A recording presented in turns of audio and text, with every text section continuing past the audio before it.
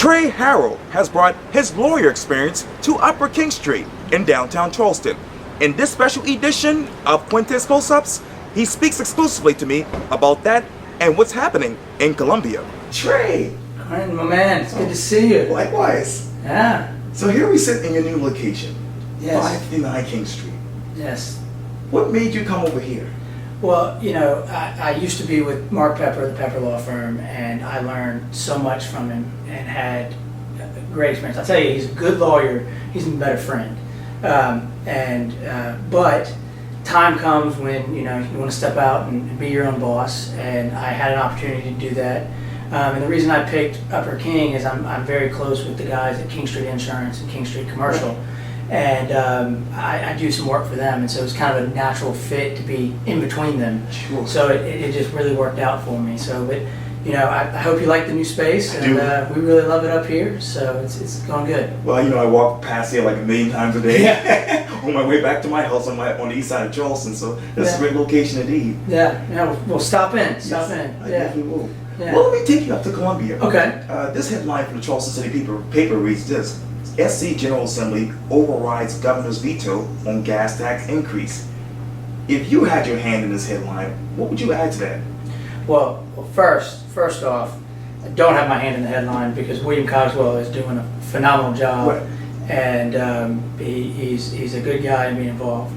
And I think the way William handled it during the gas tax is the right way it needed to be handled. With that being said, some people say what the governor did was a political ploy. I don't know, because he's got some serious opposition in Catherine Templeton, and so it may have been something that he did this just so he can say I didn't veto a tax, but I mean I vetoed a tax, and so I don't know what it would be, but if it's going to be interesting to watch it play out over the next year and see how this affects the election in 2018. As a matter of fact, let me read to you a portion of the article. It says this: majorities in both the South Carolina House of Representatives and Senate have voted to override Governor Henry McMaster's veto of the roads bill that will kick off an annual 2 cents increase on the state gas tax for the next 6 years. So how will the roads look like in the next 6 years in your mind? Well, you know, hopefully the money is fed properly to the DOT, and they're able to put it towards the projects that needs to be put in, which I think the way the bill is written, that's what's going to happen. I think that as long as it doesn't become a slush fund for other projects, I think the roads will steadily improve, and I think the roads that need to steadily improve are our interstates, are our main thoroughfares, because we need to be able to get people in and out of South Carolina and to and from work. Right. And down here in Charleston, we have those problems all the time of the traffic backup on 26 and on 526. And Johns Island, from what I hear, is just backing up all the time. And so we need to focus on those projects. You know, they say, a lot of folks say 526 is dead, and you know, hopefully some of this money will go to getting 526 finished, because that is just such a project that we need done. If you were to stand in front of the Civic board and talk about 526 and Johns Island, the traffic right now, what would you say to them? Well, I'd present my case like any good lawyer would do, and I would set it out there as talk to the folks, talk to the people who are stuck in traffic, who can't get on and off the island when there's a problem. Talk to the folks that are trying to get to work and have to leave earlier from their home in Mount Pleasant or Somerville, and are backed up because they can't get onto the peninsula. Talk to the truck drivers who are trying to get their loads here on time so we can get them out of the port, and we don't miss turnaround times, because you start missing turnaround times, they go to other ports, and that's something we can't have. And so that's I would put all that in front of them, and hopefully they would see the light. Another big headline in the South Carolina General Assembly was this, and this is the headline from the Post-Courier. It reads this: bill granting permit list gun carry advances in the South Carolina Senate, while legislation closing Charleston loophole stalls for the year. Why do you think that stalled in your mind? The loophole? Yes, sir. You know, it's interesting. You've got the gun lobby is just such a powerful lobby, powerful special interest, that pro-gun or anti-gun is just such a strong special interest, and because of that, they're able to stall things out. And so I think it's just infighting amongst the special interests that caused the problem. You know, I'm a CWP carrier, and proud of it, and think that everybody should go ahead and get it, even if they're not going to carry a gun. just because of the education around how to handle a gun that you have to go through.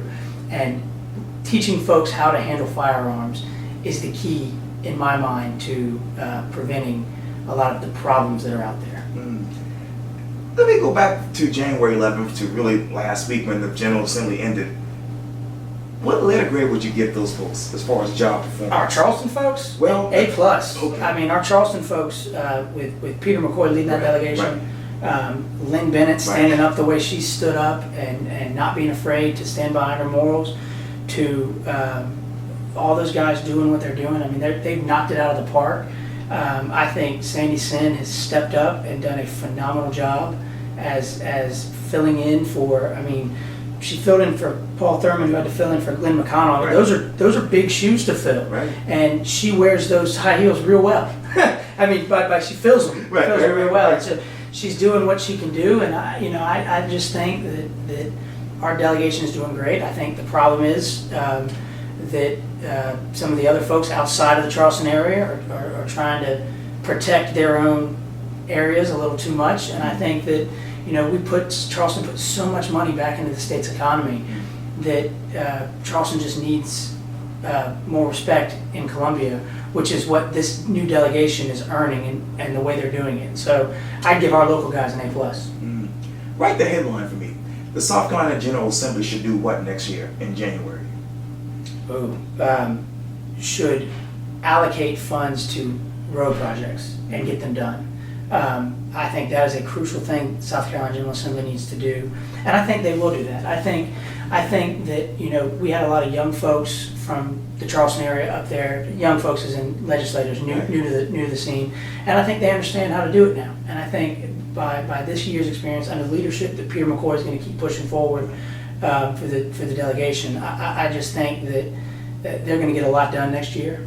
I think that we're going to hit the ground running. I hope the governor's race doesn't stall problems and create problems because people are doing things just for re-election purposes.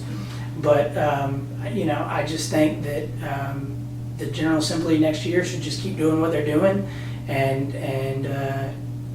maybe get a little more transparent, but keep doing what they're doing. Trey Harrell, thank you so much for your time. I really appreciate this. Thanks, buddy. Thank you. Good to see you. Likewise.